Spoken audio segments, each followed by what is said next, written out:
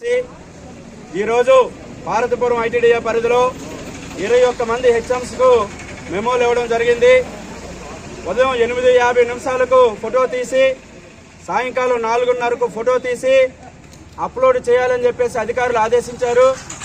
8:50 నుండి 9 లోపే ఫోటోలు తీసినప్పటికీ అప్లోడ్ చేయడంలో కొంత ఆలస్యం జరిగింది. ఆ ఆలస్యాన్ని కూడా అధికారులు పట్టించుకోకుండా నిరంకుశంగా వ్యవహరిస్తూ 21 మంది హెచ్ఎంస్ కి ఈరోజు మెమోలు ఇచ్చారు. 8:50కే వాళ్ళు హాజరైనప్పటికీ మరి ఆ మెమోలు ఇవ్వడం చాలా దారుణం. వాస్తవంగా రాష్ట్ర ప్రభుత్వం ఆశ్రమ పాఠశాలలు కానీ స్కూల్ ఎడ్యుకేషన్ డిపార్ట్మెంట్ కానీ ఏ డిపార్ట్మెంట్ అయినా ఉదయం 9 నుండి సాయంకాలం 4 వరకే పాఠశాలలు. మరి 9 గంటలకి ఎఫ్ఆర్ఎస్ అటెండెన్స్ ఉంది. ఆ అటెండెన్స్ చూసుకోవచ్చు. 9కి వచ్చారా లేదా అనేది కూడా అటెండెన్స్ చూసుకోవచ్చు.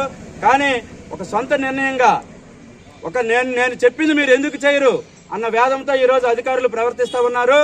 దీనిని వాళ్ళు నిరంకుశంగా నియంత్రితంగా వ్యవహరిస్తున్న పనిలో ఈరోజు యూటీఎఫ్ గా ఉపాధ్యాయులందరూ కూడా నిరసన తెలియజేస్తా ఉన్నాము.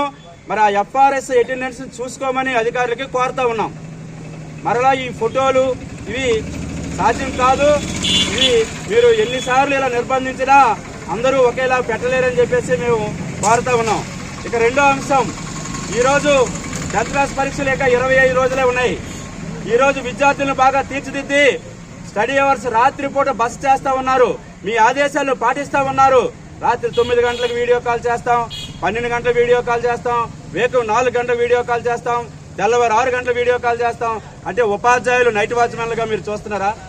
ఈ దేశంలో కానీ ఈ సమాజంలో కానీ ఉపాధ్యాయుడికి చాలా గౌరవం ఉంది. మీరు ఉపాధ్యాయుడికి గౌరవం ఇస్తున్నారా లేదా?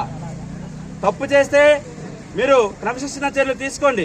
కానీ ఉపాధ్యాయుల్ని వేధిస్తూ ఉపాధ్యాయులను అగౌరవపరిస్తే మాత్రం ఊరుకునేది లేదు. ఈ రాత్రి బస్సును కూడా రద్దు చేసుకోవాలి. ఈ నేపథ్యంలో విద్యార్థులకి మంచి రిజల్ట్ రావాలి అంటే ఈ నెల రోజులను ఉపాధ్యాయులను వేధించకండి. వేధించకుండా మానసికంగా పనిచేయనివ్వండి. మానసికంగా సిద్ధం చేసి విద్యార్థులను తీర్చిదిద్దనివ్వండి.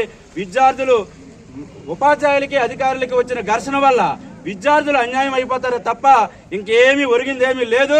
కాబట్టి ఉపాధ్యాయులను వేధించకుండా విద్యార్థులకు న్యాయం చేయాలని చెప్పేసి డిమాండ్ చేస్తా ఉన్నాం. ఈ నేపథ్యంలో బుధవారం రాత్రి ఇక్కడ గిరిజన సంక్షేమ ఉపాధ్యాయులందరూ కూడా ఇక్కడే రాత్రి బస చేస్తారు. ఈ లోపు గాని మమ్మల్ని పిలిచి చర్చిస్తే మంచిది, లేకపోతే పోరాటాన్ని తీవ్రతరం చేస్తామని చెప్పేసి మీ ద్వారా తెలియజేస్తా ఉన్నాం.